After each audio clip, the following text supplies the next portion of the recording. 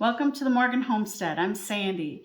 Kevin is recuperating from knee surgery today, so he's just going to chill out in the background and relax, and I'm going to give you some updates.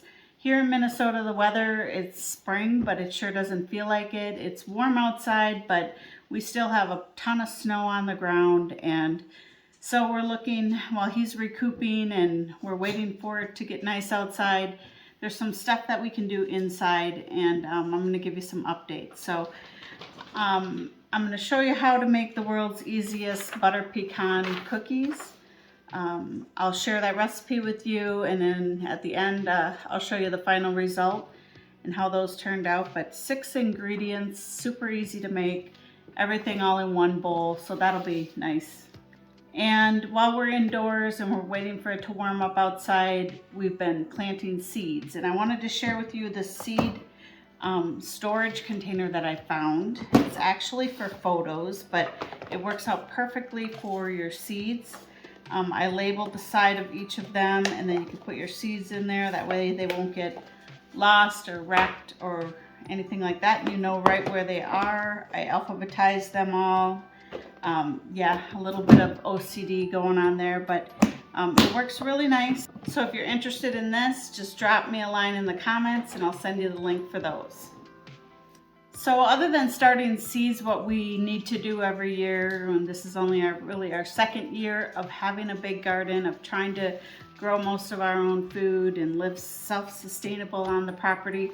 I have a basic list of last year's garden, row by row, what we planted. What we're going to do is kind of rewatch some of our old videos, because we talked about what worked and what didn't, what grew well where and what didn't. So we'll go through that.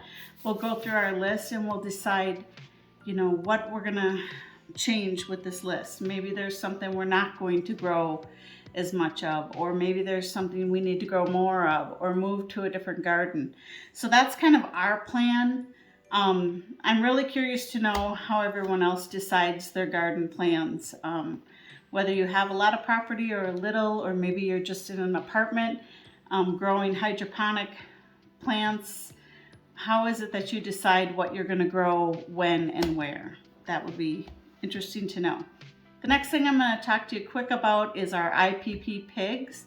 We're brand new to pigs this year. We got our first 2 IPP Pigs, Idaho Pasture Pigs, and we are having so much fun with them. They're super friendly, they're funny, they're like puppy dogs. They run around and they want to play. I'm wondering what you guys do. As far as, do you provide any toys or anything like that for your pigs? We threw in an old buoy in there for them to bat around. Kevin put in like an old water jug, and they seem to enjoy doing that. But what else do you do to entertain your pigs, or do you just not worry about it? They're IPP pigs, so they don't root up the ground as much, but right now, because it's all muddy and wet, it's kind of a mess in their pen. But we're hoping that that will improve when we actually can move them out onto pasture further. So I'm going to show you some clips here now of our pigs and the silly stuff that they do.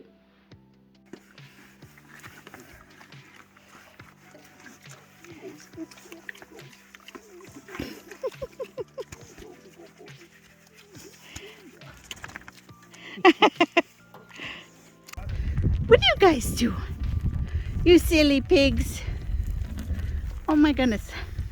Silly sillies. What are you doing?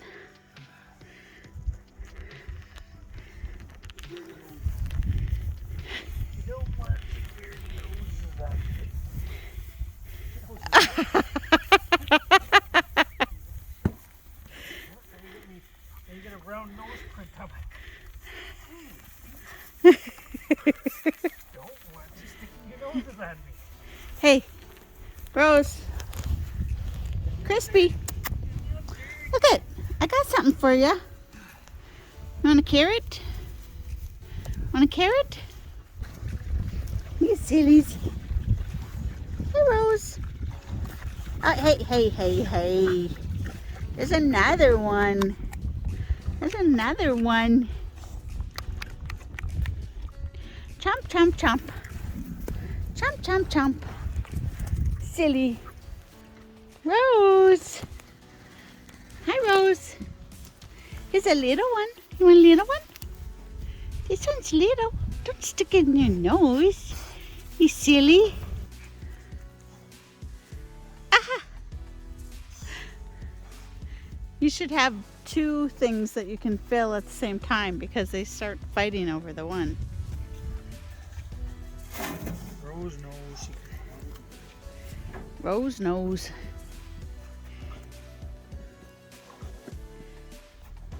Okay, so that was our silly pigs. Now let's move on to our chickens. We're having some strange, our chickens are molting this year. Their heads are all really bare. I'm going to show you a couple pictures and some video of the chickens in just a second. Wondering if anyone else has had that. They didn't do it this last year from their, molt from their heads. So their bodies got bare spots and they molted, but I haven't seen this. So I'm wondering if any of you homesteaders can give me some information on that. I'm making sure that they're okay. They seem to be eating fine. They have good energy. They're laying eggs. Their feet look fine. I don't see anything else physically wrong with them, but just want to make sure that we're on track here. So if anyone could drop in the comments whether this is normal to your knowledge. I've done some research. I can't really pinpoint a good answer on this. So I'm looking to you experienced homesteaders with chickens to get some feedback on that. So I'll show you a couple pictures and some video of the first time letting them out of the coop after the long winter. Okay, my chickens have been in their coop all winter. I have not let them out at all, but today I'm gonna just let them open the door and see what happens. Hopefully my dogs won't run over here and scare them, but I want to see what they think of the snow because most of these have never even, well, none of them have been out in the snow. So let's see.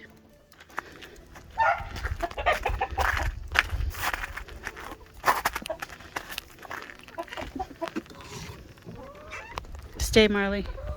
You stay.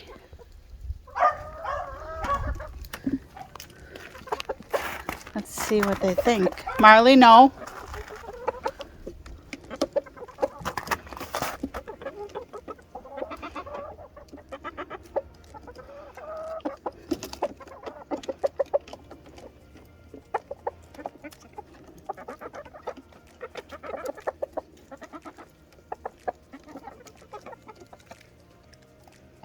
What do you guys think?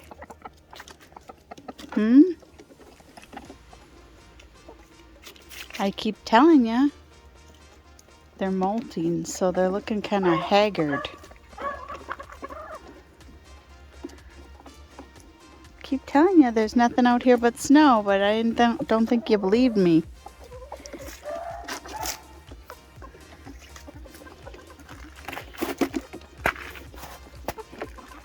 Let's see where they're going.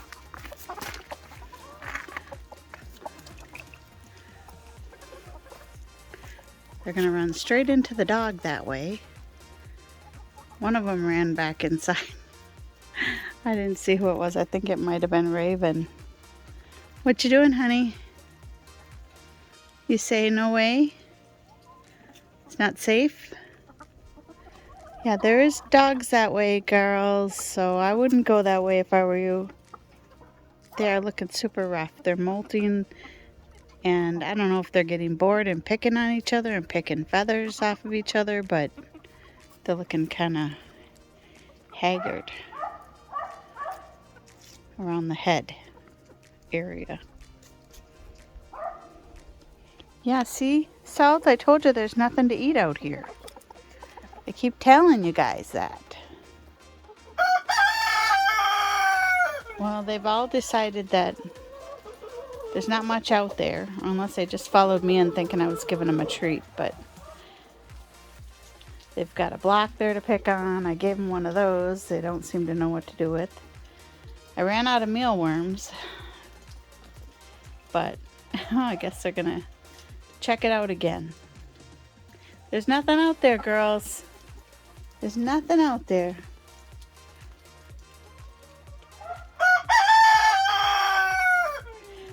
I suppose we could, it's going to be really warm. We'll probably take the plastic down at least so they can see. I'm not really keen on letting them run around out there right now with the snow. They're pretty obvious targets for predators, so I just wanted them to see why I was being such a meanie and not letting them out. Yeah, I told you. And one other update on the pigs, Kevin did move their whole pen, and he expanded it to twice the size. So they've got a lot of room out there. He's going to continuously move it. He's going to move it kind of into the woods partially. So right now, though, they're enjoying a much bigger pen.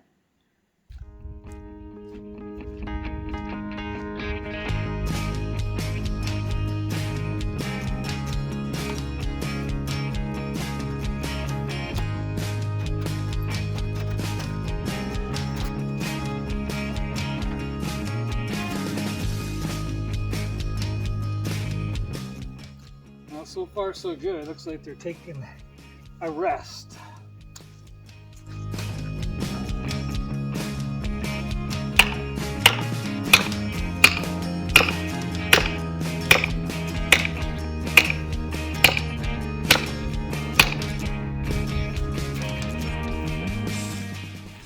All right, phase 1 done, and no escaped pigs. So now I'm gonna go get some lunch. When I come back, I'm going to try to move that other panel on the end this way, and then remove that back end and come up here and extend it this way further.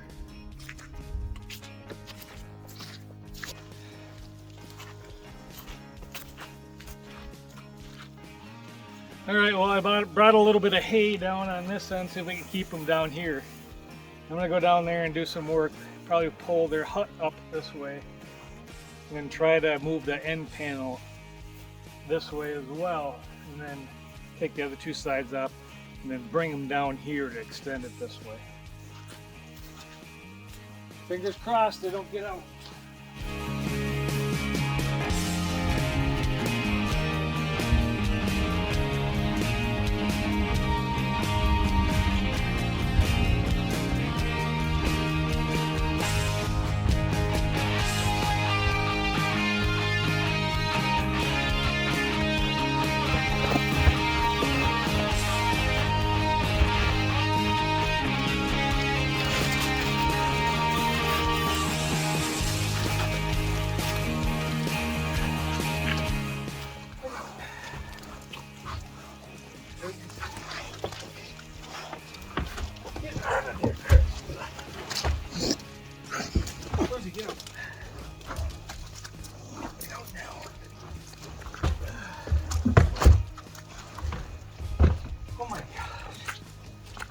Look, kids, get out of there.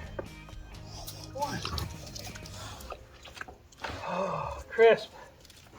Hey, get out of there.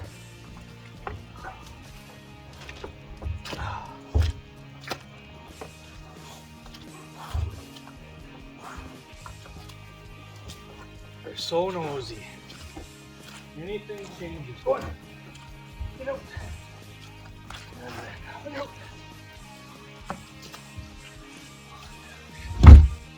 Well, I guess I'm just going to tip it down. Here you go, Crisp. Get out of the way. Rosie, get out of there. Oh my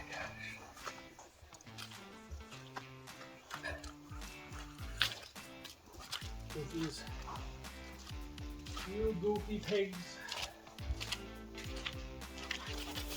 Alright, well, I'm going to go down and see if I can take that end wall off and move it this way.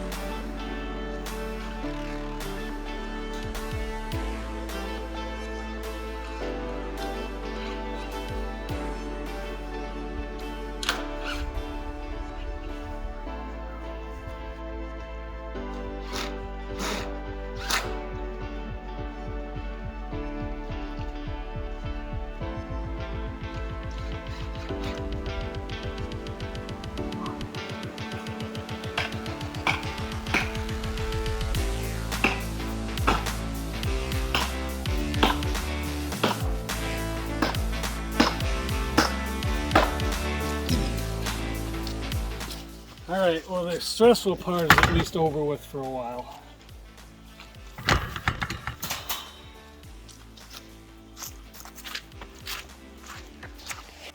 Okay, and then before we get to the nummy cookies, Kevin did get out last week and tapped a bunch of trees. He tapped quite a few. We didn't have as many buckets as we wish we had. We're thinking about maybe even changing over to the bag system. So I don't know if any of you maple syrup people out there want to give us pros and cons on the bags versus the bucket. We thought the buckets were great, but then we thought, well, those bags would be easier to handle, but I don't know. I've heard some negative comments about them ripping and having holes. If any of you out there are currently maple syrup people and want to give us some feedback on it, that would be great. So we know whether we should go buy more buckets or go ahead and invest in the bags. But anyway, here's some video of Kevin. He went out and he tapped some trees this year and he got them going. So he'll show you how he did that real quick. If you want more in depth on how he made the buckets and all of that and more in depth on the maple syrup, we do have more videos on that. So just go on and scroll down into our library of videos and you can see those. So I think so far he's collected about 25 gallons this week, but we're hoping to get a lot more now that the weather's finally warming up. Alright, so it is that time of year again. I'm going to be going out and tapping some maple trees, trying to find some sap to boil for syrup. So let's go get to it.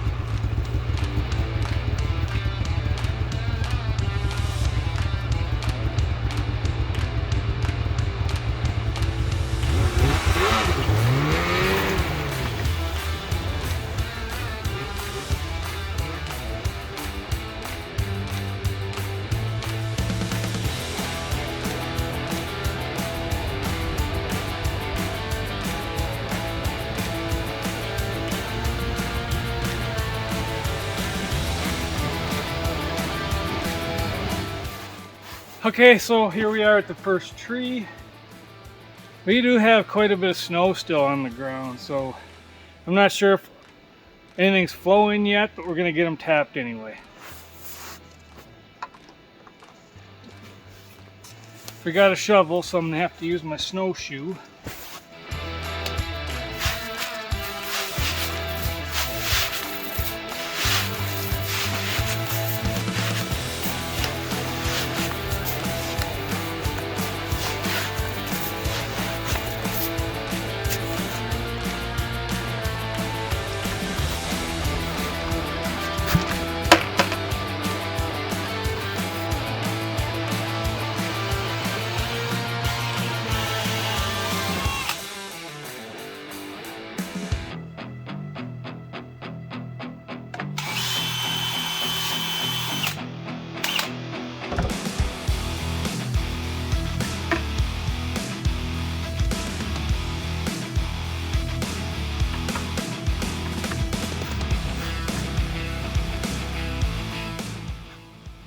Yeah, nothing coming out yet, so still may be a week or two away, but we'll see.